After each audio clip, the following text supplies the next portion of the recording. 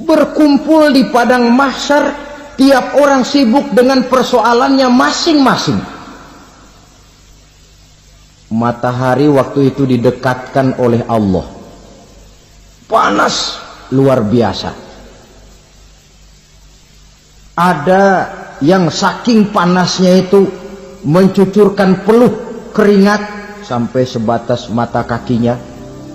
Ada yang keringatnya sampai sedengkulnya, ada yang keringatnya sampai sepusatnya, ada yang keringatnya mengalir sampai sebahunya, ada yang kelelap oleh keringatnya sendiri, sementara orang di sampingnya nggak apa-apa. Bergantung lagi amalan dia waktu di dunia ini. Saudara-saudara, sebagian orang dalam kepanikan padang mahsyar berombong-rombong datang mereka menghadap Nabi Adam. Ya Adam, anta abal bashar. Hai Adam, Tuhan adalah bapak moyang manusia. Kami sebentar lagi akan disidang, dimintakan pertanggungan jawab. Tolonglah kami, hai Adam. Kata Nabi Adam, jangankan nolongin sampean, saya sendiri tanggung jawab di hadapan Allah ketika dulu tidak boleh makan khuldi, saya serobot. Sudahlah, urus diri masing-masing saja, nafsi. Begitu kata Nabi Nuh, begitu kata Nabi Ibrahim. Tiap orang bertanggung jawab sendiri-sendiri. Ketika itulah saudara-saudara, nikmatnya menjadi umat Nabi besar Muhammad sallallahu alaihi wasallam. Sebab apa? Walaupun menurut abjad kita ini umat paling belakang, karena paling belakang kita ini toh, karena Nabi Muhammad adalah Nabi akhir, tapi akan dihisap lebih dulu, lewat di atas sirat lebih dulu, masuk surga lebih dahulu ketimbang umat-umat belakangan. Ketika Rasul mendekati ajal, beliau tanyakan itu kepada malaikat Jibril. Malaikat Jibril berkata, Muhammad jangan khawatir, Allah sudah berjanji, inni haramtul jannata ala sairil anbiya hatta tadkhulaha anta wa haramtuha ala sairil umami hatta tadkhulaha ummatuka. Surga aku haramkan buat seluruh nabi kecuali kalau engkau Muhammad sudah masuk ke dalamnya, dan surga aku haramkan buat seluruh umat kecuali kalau umatmu Muhammad sudah masuk ke dalamnya. Logikanya, walaupun menurut abjad kita umat paling belakang, bakal dihisab paling dulu, lewat di atas sirat paling dulu, masuk surga paling dulu, kalau mampir ke neraka juga paling dulu. Ya resiko. Jangan mau enaknya aja paling dulu. Saudara hadirin yang saya hormati, setelah masa kebangkitan itu jangan dikira begitu bangkit langsung diperiksa, masih menunggu menanti ribuan tahun perhitungan padang mahsyar untuk sampai kepada proses yang disebut yaumul hisab, hari perhitungan. Seorang demi seorang bakal dipanggil. Bayangkan saja, kita se-RT saja di absen kadang-kadang perlu waktu lama. Ini manusia sejak zaman Nabi Adam sampai datang hari kiamat, satu demi satu disidang di hadapan Qadhi Rabbul Jalil. Status sosial copot sudah waktu itu. Yang pernah jadi hartawan di situ tidak lagi kelihatan kehartawanannya. Yang pernah jadi jenderal tidak lagi dipanggil jenderalnya. Yang ustadz tidak lagi dipanggil al-mukarramnya. Seluruh status sosial selesai.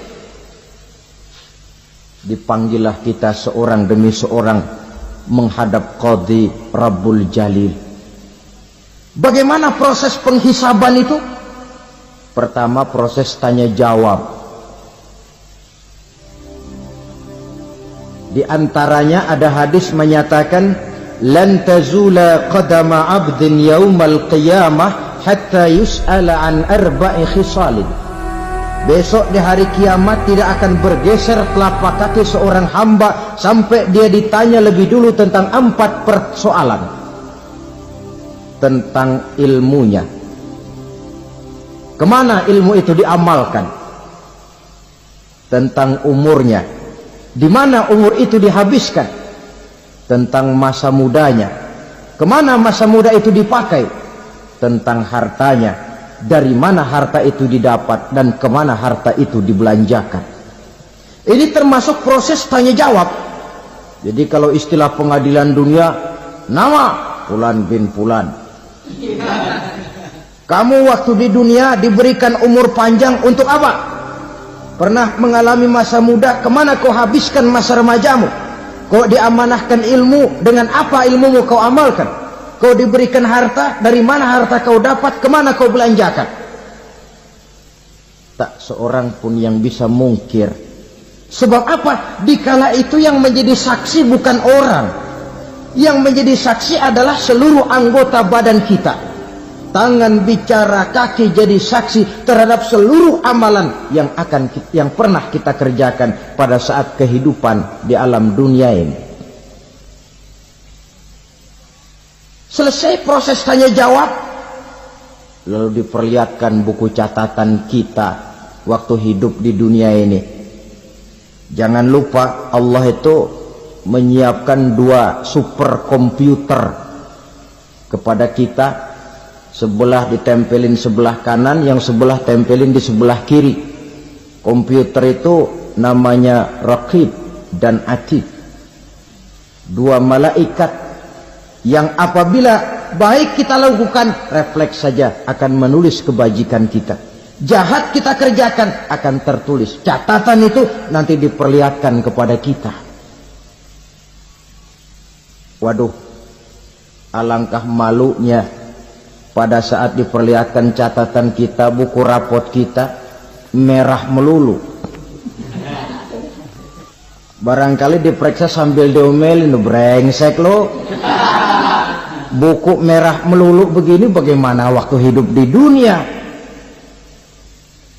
Tidak cukup diperlihatkan buku catatan kehidupan, rekaman kehidupan. Rekaman kehidupan kita secara utuh sejak terlahir sampai ajal datang merenggut nyawa.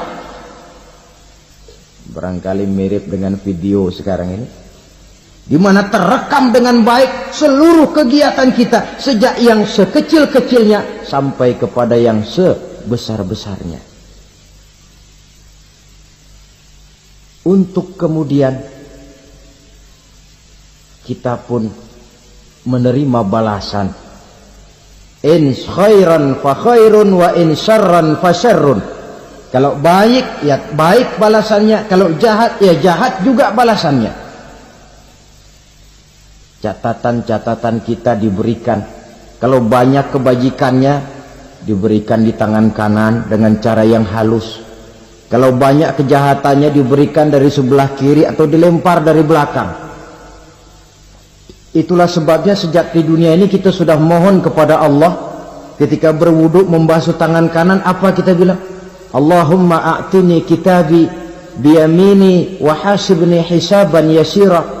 Ya Allah, berikan saya kitab di tangan kanan, dan kalau saya memang perlu dihisap, hisaplah saya yang seringan-ringannya.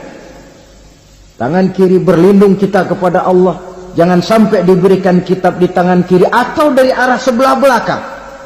Wa a'udzubika an tu'tiya kitabi bishimali aw min wara'i zuhri, dari arah sebelah belakang. Na'udzubillah.